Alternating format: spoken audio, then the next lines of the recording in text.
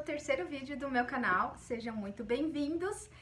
E para quem ainda não conhece o canal, é um canal que eu decidi fazer para abordar temas relacionados a coisas que eu gosto, principalmente esporte. Eu sou formada em gestão esportiva. Eu vou contar um pouco dessa jornada, né, dessa transição que eu tive dessa carreira. Aliás, eu comecei no vídeo anterior. Eu vou deixar o link do vídeo aqui na descrição do vídeo para quem não viu. E hoje eu vou contar para vocês mais ou menos, contar como foi esse início, né, dessa jornada, né, da minha chegada na Suíça, de contar todas as dificuldades, as partes boas, que foram muitas na realidade, foram muitas, e como que foi essa experiência desse primeiro ano vivendo fora, tá bom?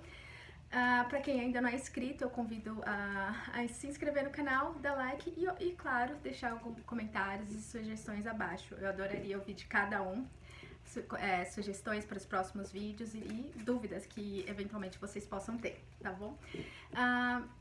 Então, quando foi em janeiro de 2014, para ser mais precisa, dia 1º de janeiro de 2014, eu me mudei para a Suíça, que meu curso, se eu não me engano, ele ia começar no dia 6 de janeiro. Então, eu cheguei uns diazinhos antes. Também eu queria passar o final de ano com a minha família.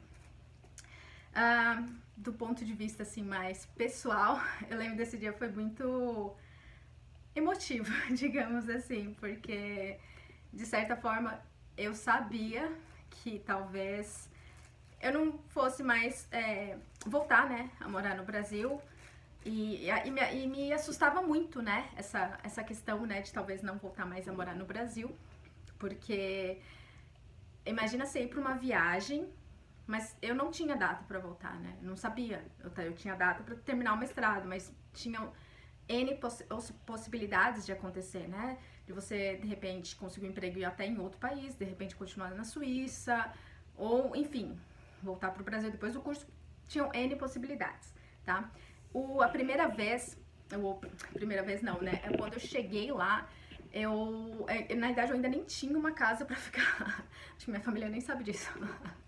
Mas aí eu tive que ficar na casa de uma amiga minha, que nem era amiga, na realidade. Amiga, assim, não era nem amiga, assim.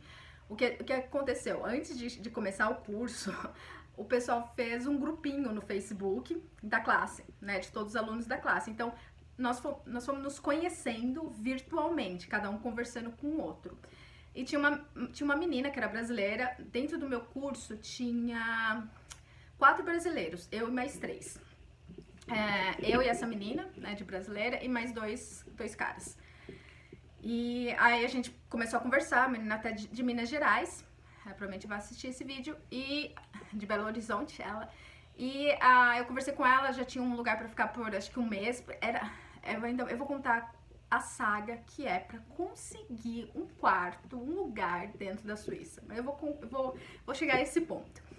E ela tinha esse apartamento, acho que por 3 semanas ou algo assim. Sim, é muito comum na Suíça. Não sei, bom, isso fazem 7 anos.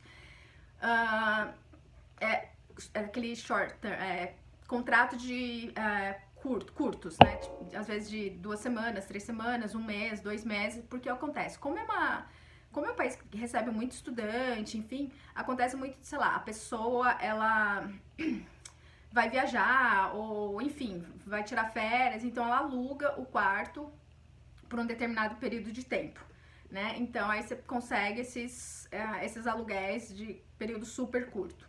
E foi o que ela fez. Eu fiquei um pouco tempo com ela. Aí nisso eu também fui buscando, né, nesse apartamento pra morar, enfim. Aí depois, acho que de umas 2 ou 3 semanas, eu consegui um apartamento pra ficar, né, que era um preço razoavelmente dentro do meu budget. E, enfim, aí mudei pra esse apartamento.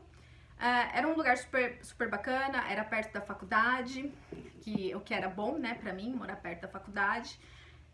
E era basicamente, eu tinha que só pegar um metrô. O bom da Suíça é que você pode fazer absolutamente tudo, né, de trem, metrô. Eu vivi lá por 2 anos, um pouquinho mais, e eu nunca precisei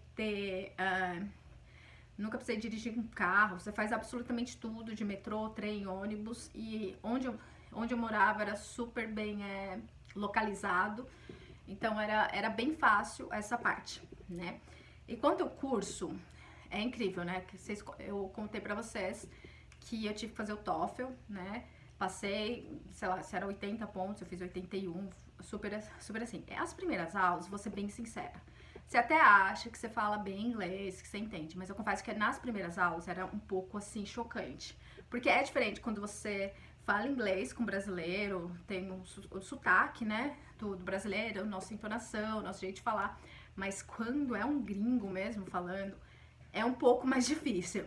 Então eu lembro que dava um pânicozinho assim nos primeiros meses de aula, porque eu acho que eu entendia das aulas, sei lá, 70%. Aí eu me sentia assim, meu Deus, aonde eu vou parar aqui? E aí vem a parte também, né? Nem, como eu disse, nem tudo são flores. Meu dinheiro era super contado, pra ser bem sincera. E dava um pânicozinho, assim, do dinheiro não dá. E eu lembro que nessa época, né? Eu tentava fazer tipo uns freelance dentro da área. E como eu disse no vídeo passado, que eu conversei sobre a Shanghai Sports International, que foi a empresa que me contratou em 2013 para fazer esse job para os clubes brasileiros de primeira divisão de São Paulo e Rio, né? E eu continuei fazendo alguns freelances para eles, o que me ajudava a me manter nos primeiros meses para lá. Dentro da Suíça. Isso, nossa, foi assim uma benção geral pra mim. Porque, de certa forma, isso me ajudava a custear. Porque o custo de vida na Suíça é extremamente caro. Principalmente pro estudante. E aí você fala, mas você pode trabalhar, não sei o quê. O grande problema era que, assim, minhas aulas eram das 9 às 3 da tarde.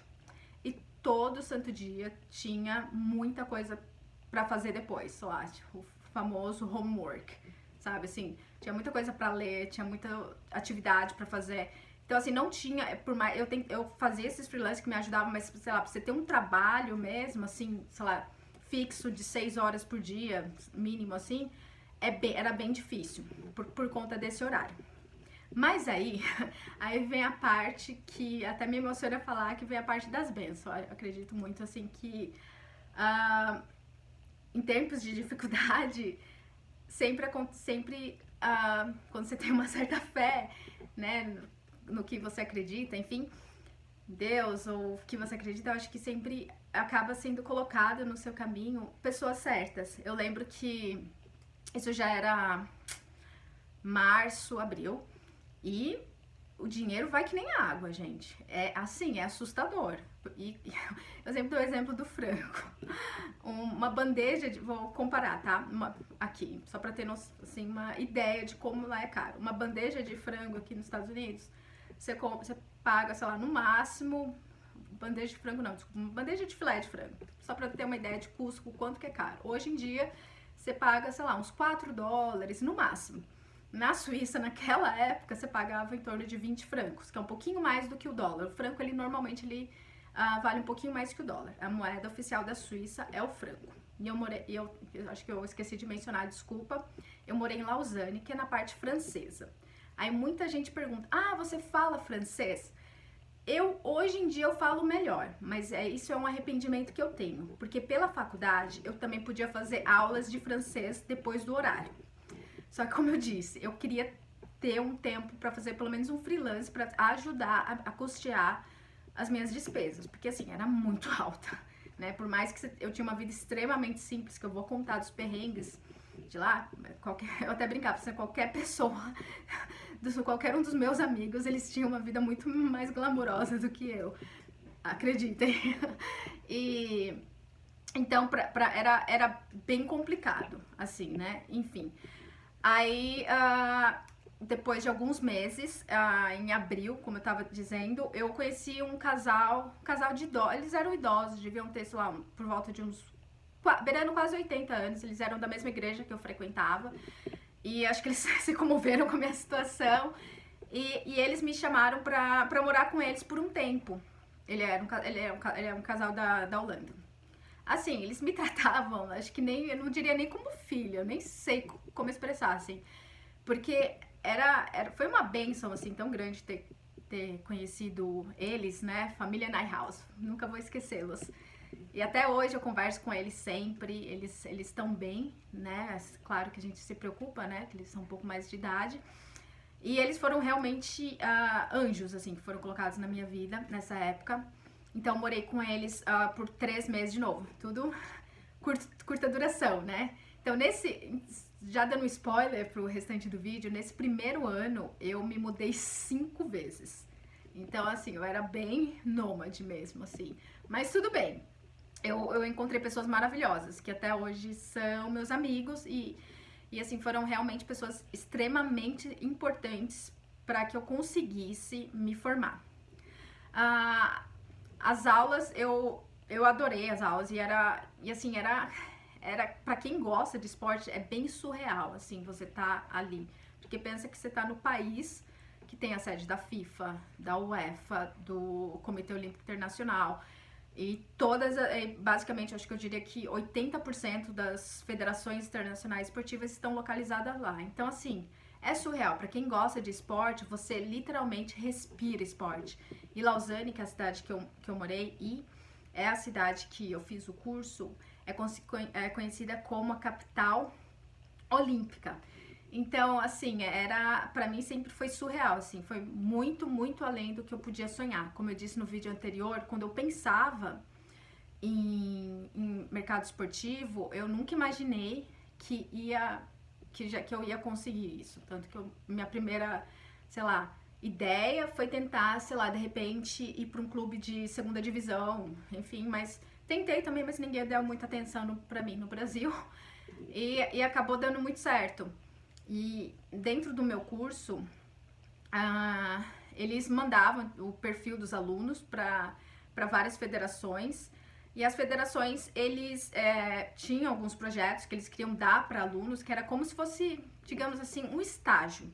Basicamente, só que não era remunerado não, mas tudo bem, né? Mas valia pela experiência. E no meu grupo, né, e eu fui selecionada, isso assim pra mim foi assim uma bênção assim incrível. Eu nunca, nem nos meus melhores e maiores sonhos, eu poderia imaginar que eu ia ser selecionada pra estar no grupo da UEFA. A UEFA, pra quem não sabe, é digamos assim, a Federação Europeia de Futebol, né? Então, assim, eu desacreditei, assim, porque, como eu te disse, quando eu pensava em esporte, eu imaginava, se eu conseguir, eu tenho que tentar, sei lá, um clube de segunda, terceira divisão, se muito, pra começar. Então, eu nunca imaginei que sei lá, a minha estreia seria na UEFA. Então, pra mim, foi algo, assim, muito, mas muito além do que eu podia imaginar. Foi muito além. E as primeiras reuniões que a gente tinha lá, quando você vai na sede da UEFA, era pra quem gosta de esporte, é um negócio assim, fala, gente, eu tô aqui. Assim, você entra lá e fala, nossa, eu tirei foto, vou colocar no vídeo, com o troféu da Champions League. Então, assim, é muito surreal, assim, porque foi algo, assim, muito mais do que eu pedi a Deus, pra falar a verdade, assim. Então, foi um ano incrível. Eu digo que 2014 foi o ano, talvez, que eu tive muita dificuldade, porque teve toda a parte da adaptação. Minha família nem sabe disso, mas os primeiros meses lá, acho que eu chorava todos os dias, que eu queria voltar na realidade. Aí meus amigos mais próximos aí do Brasil que me davam uma força. Não, Dani, você fez tanta coisa, segue, segue, segue. E aí depois eu fui me adaptando e amei. Mas os primeiros meses foram super, super difíceis. Eu realmente queria voltar, não queria continuar. E eu vou fazer algum vídeo contando como que foi especificamente essa experiência na UEFA, né? Eu trabalhei especificamente para Euro 2014, então, que foi a final em Turim, na Itália. Eu vou fazer um vídeo especificamente dessa data e um vídeo especificamente falando do curso, até mesmo porque eu acredito que vai gerar interesse, né, de quem queira fazer esse curso, o curso chamado ISTS. Eu decidi fazer eles porque na época eles eram considerados o primeiro no ranking, né, mundial de mestrados da área esportiva, então eles eram bem importantes. Tô aqui fazendo um merchan de graça para eles, por favor, a ISTS me contrata, me patrocina, dá esse apoio para os seus ex-alunos, e eu vou deixar também o link do curso para quem quiser conhecer um pouquinho mais o programa. Então foi isso. No próximo vídeo eu espero contar como que foi minha experiência na UEFA. Eu falei no vídeo anterior também sobre a Shanghai Sports, que é aquela empresa que me contratou lá em 2013, e eu fiz alguns freelas durante 2014 para eles também, que me ajudou bastante. E eles também me levaram para a Copa do Mundo em 2014, que foi uma experiência incrível. E eu espero vocês nos próximos vídeos, que eu quero contar em detalhes como que foi trabalhar na UEFA nesse ano de 2014 e como foi ir pro Brasil e fazer a Copa do Mundo de 2014, que foram experiências assim muito além do que eu imaginava. Então, muito obrigada por hoje, e para quem ainda não me segue, por favor, segue, dá like e deixe seu comentário e sugestões. Muito obrigada, até a próxima semana. Beijos, fiquem com Deus.